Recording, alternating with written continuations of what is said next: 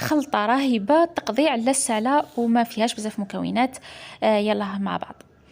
حطيت مغرف صغيرة تاع الزعتر مع مغرف صغيرة تاع الكمون، حمصتهم كما راكم تشوفوا، ومن بعد حطيتهم في الرحيوة اللي نرحي فيها القهوة.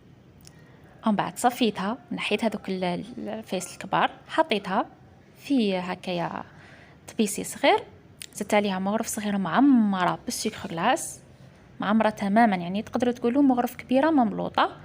ومع بعد نزيد عليها زيت الزيتون. بهذه الطريقة نبقى نضيف في زيت الزيتون حتى نتحصل على قوام ثقيل. دوك نوريه لكم، ما يكون خفيف ما يكون ثقيل.